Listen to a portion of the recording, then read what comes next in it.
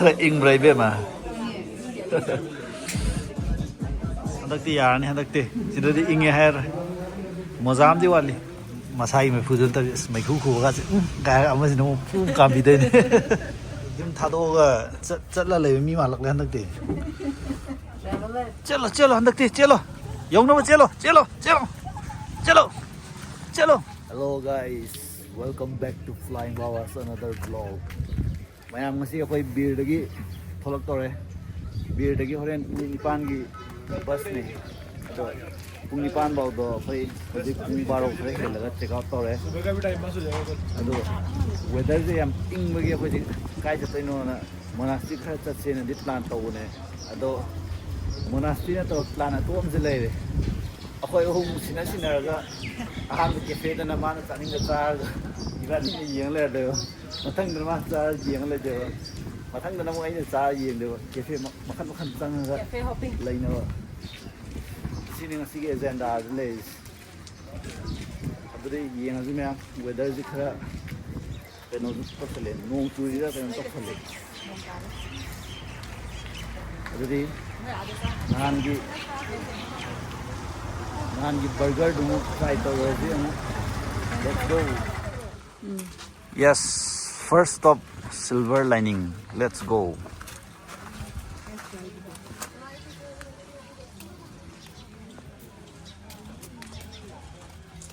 chippo khungang amada Hangi mango gi do kenu ta khoi yok sale hangi mango gi ja da ngasidi kai kai ne yola le mayam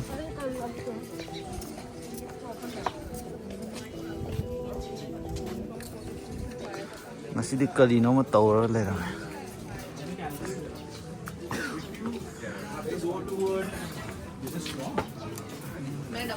Mango gila ya.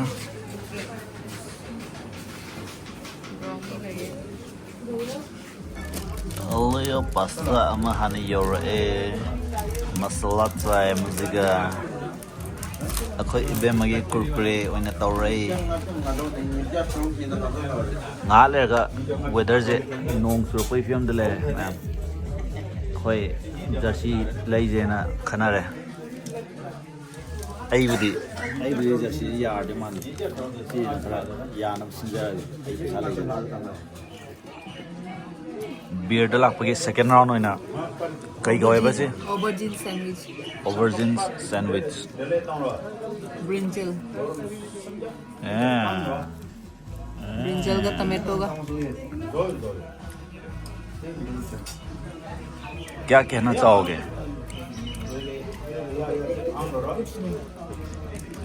बहुत अच्छा try Kurkure how bro Hoy Manipur daw masjid ke acara ga sabe हम सामने ले रहे हैं ये ना हो चला गया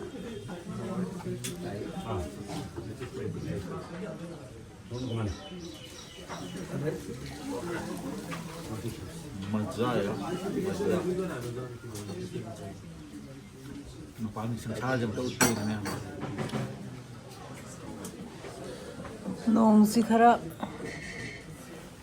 lakadauba mali weather je kainom tawsale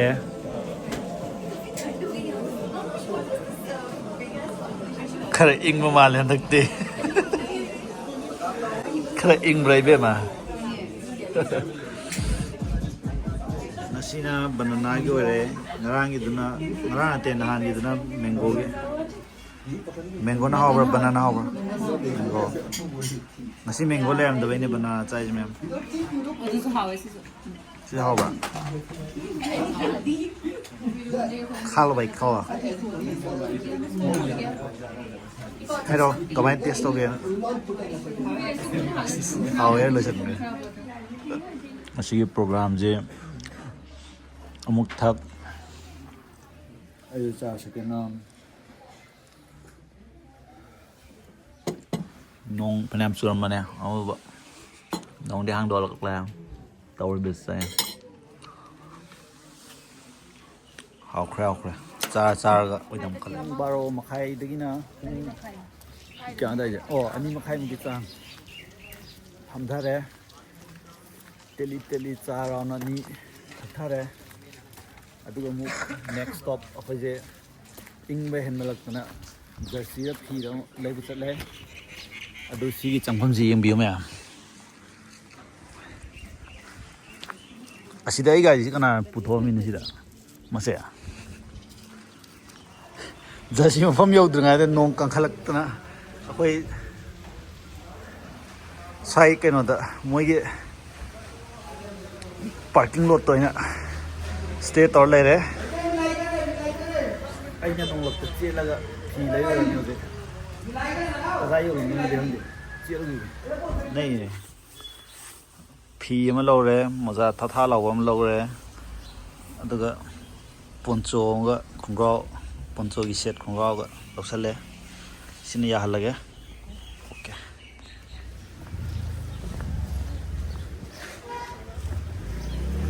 ꯁ꯭ꯋꯥꯏꯗꯅꯦ ꯑꯩꯈꯣꯏ ꯁꯦꯜꯇꯔ ꯂꯧꯔ ꯂꯩꯔꯤꯁꯦ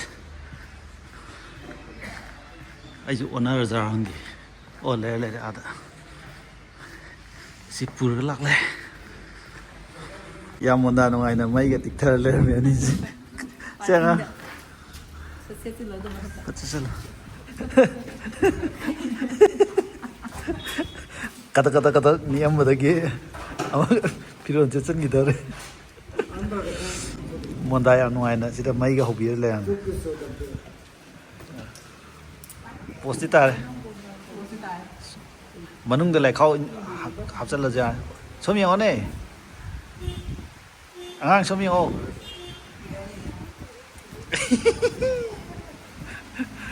ꯁꯦ ꯐꯤ ꯃꯣꯖꯥ ꯅꯨꯞꯀꯦꯔꯣ ꯄꯣꯁ ꯇꯥꯔꯦ ꯍꯟꯗꯛꯇꯤ ꯌꯥꯔꯅꯤ ꯍꯟꯗꯛꯇꯤ ꯁꯤꯗꯗꯤ ꯏꯪꯉꯦ ꯍꯥꯏꯔꯔꯣꯏ ꯃꯣꯖꯥ ꯑꯃꯗꯤ ꯋꯥꯠꯂꯤ ꯍꯩ ꯑꯗꯨꯒꯤ ꯃꯅꯝ ꯑꯃꯨꯛ ꯊꯤ ꯂꯩꯔꯅꯤ ꯄꯣꯟꯆꯣ ꯐꯤ ꯃꯣꯖꯥ ꯑꯝꯇ ꯎꯠꯂꯣ ꯃꯣꯖꯥꯗꯣ ꯑꯁ ꯃꯅꯨꯡꯗ ꯑꯣꯜꯂꯟ ꯊꯥꯊꯥ ꯂꯥꯎꯍꯧꯗꯅꯤ ꯁꯤ ꯌꯥꯔꯦ ꯍꯟꯗꯛꯇꯤ ꯅꯨꯡꯉꯥꯏꯔꯦ ꯃꯩ ꯑꯃ ꯇꯤꯛꯊꯔꯕ ꯁ꯭ꯋꯥꯏꯒꯤ ꯚ꯭ꯌꯨ ꯈꯔ ꯂꯧꯊꯔꯕ ꯁꯣꯝꯗ ꯏꯪꯕ ꯐꯥꯒꯤꯗꯨꯗꯤ ꯃꯤꯊꯥꯏ ꯇꯧꯈꯠꯂꯛꯂꯦ ꯍꯧꯖꯤꯛ ꯏꯪꯈꯠꯂꯛꯂꯦ ꯌꯥꯗꯦ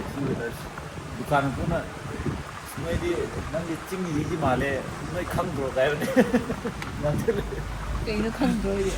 ꯆꯤꯡꯗꯗꯤ ꯑꯗꯨꯝ ꯋꯦꯗꯔ ꯅꯥꯏꯗꯦ ꯏꯪꯕꯅꯦ ꯑꯗꯣ ꯐꯝꯕꯁꯤ ꯀꯨꯏꯁꯜꯂꯛꯑꯦ ꯄꯨꯡ ꯀꯌꯥꯃꯨꯛ ꯐꯝꯃꯦ ꯄꯨꯡ ꯑꯃꯒ ꯈꯔ ꯑꯃ ꯃꯥꯜꯂꯦ ꯑꯩꯈꯣꯏ ꯄꯨꯡ ꯀꯌꯥ ꯇꯥꯔꯦ 2:40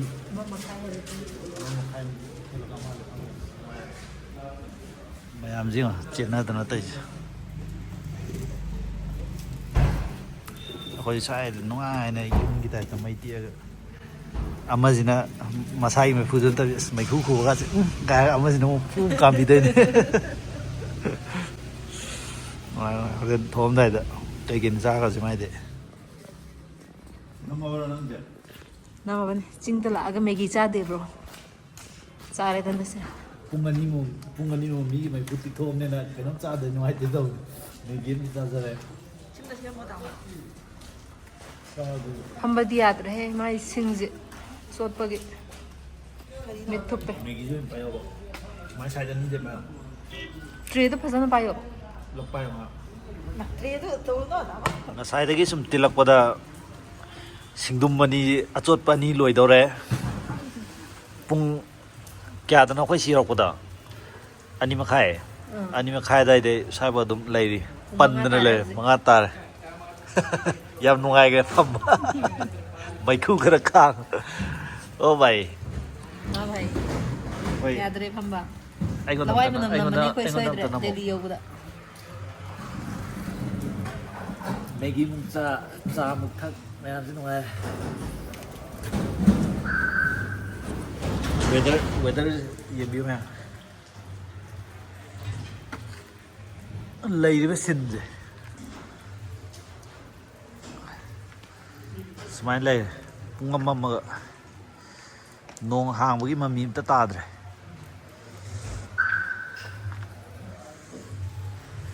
ꯑꯩꯈꯣꯏ ꯂꯩꯔꯤꯕ ꯖꯒꯥꯁꯤ ꯑꯁꯤꯗꯅ ꯑꯩꯈꯣꯏ ꯆꯥ ꯅꯨꯡ ꯊꯛꯏꯕ ꯖꯒꯥꯁꯤꯅꯤ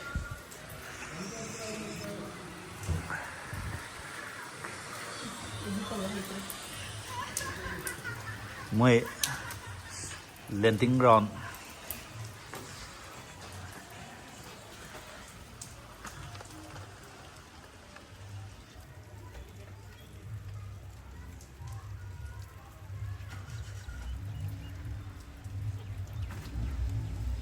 I के फेज में हम नाम ले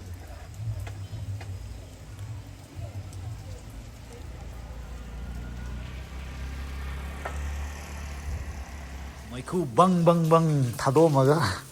रेडी ले रहे पुंग तरुक तारे पुंग अनी मखाई ले ना पुंग तरुक फा मई तिखोए नोंग सुकोए ना let's go करी टेक ने टेक मोई मांगी दना इंश्योरेंस के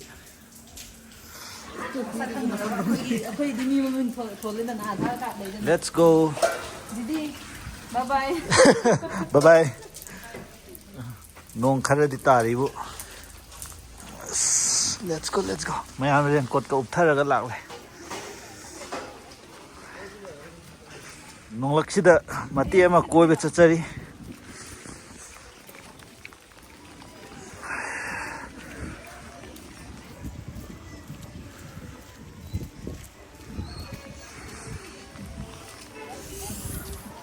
Look there.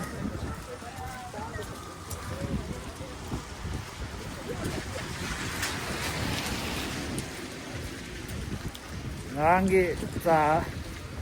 lera podo moi factory de aduda phai laiba thongdaba ni amani gi tathale aduni phai laiba chali ne na na nong chida as marak sida lambi de dukano thengna rama दुकान करी नहीं क्यों लिसा omni पद में postcard नमगा fridge magnet नमगा खंजर है नंगी दे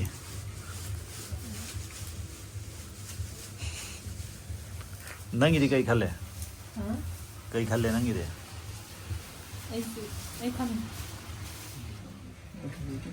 no I'm just clicking photo Okay. Sir, you painted yourself this one? Right. Yeah. Okay. Right. This painted and then printed. Okay. Okay. This painted. Oh. This printed. Painted. Printed. Okay. Mama sani ek jagah This opening. yam posta wane dukan da phajana sije phamma ga mi lak pa yenga ye This 210. Make it 200. चलो 500 को. mu yok sale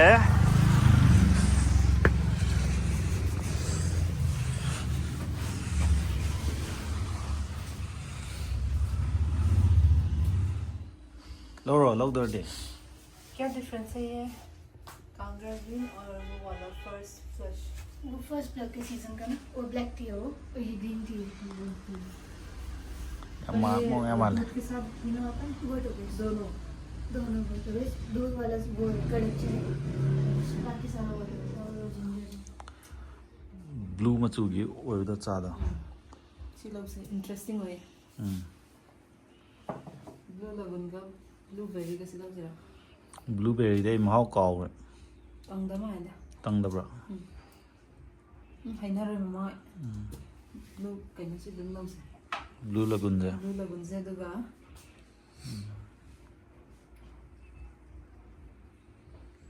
रोज तीसी लोग जरा सीजे हावे जाए sibudi cham cham ma ga sibudi hainani khang हाँ cham cham ma ga hainani white pony white peony सीजे के ना माले गुलाबरी ये सबसे हेल्दी सी होता है white tea white peony white tea white T kangra green ne white peony ne blue ये lagoon रख दीजिए silo nonglak sida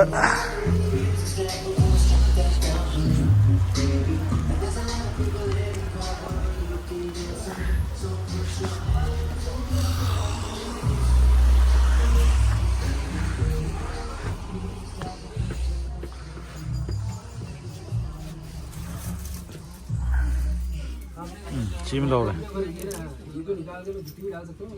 नान वाने दा ये वाला है जी आपका क्या बोलते हैं ना कम लो रहे इधरंगा नंग लो रहे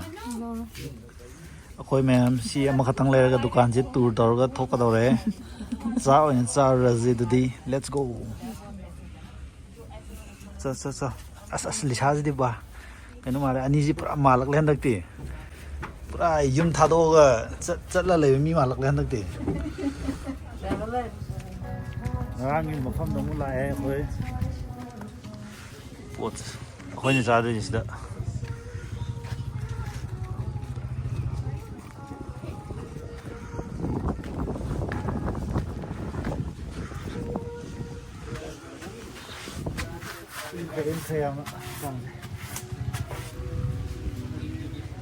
Dangi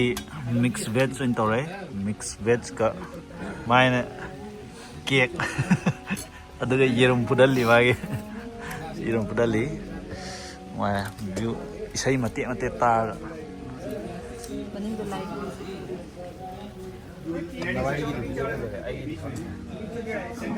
kya jani ba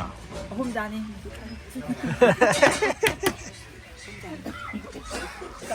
yabi re ibe ma Ya great quick. ai ding ngamjal lage khara char mi na mo bas yong ba chen ge mong di left three chalo chalo chalo fellow travelers Chalo.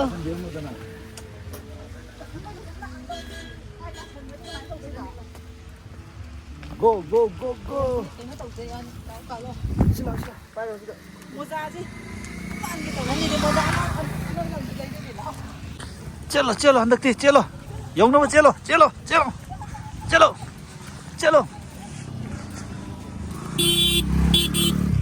चलो चलो चलो चलो कदम लगे चलो चलो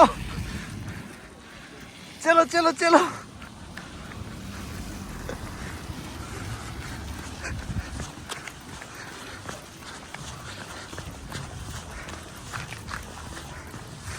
चलो चलो चलो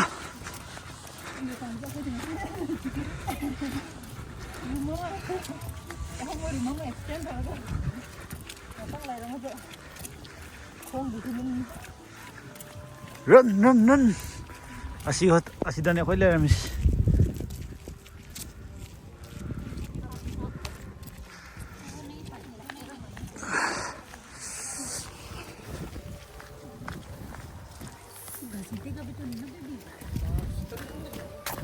sige hindi side lo salage beer program side lo salage mayam bye bye beer haide ki hor ki bani beer haide lo salage mayam sida sida lo salage sida bye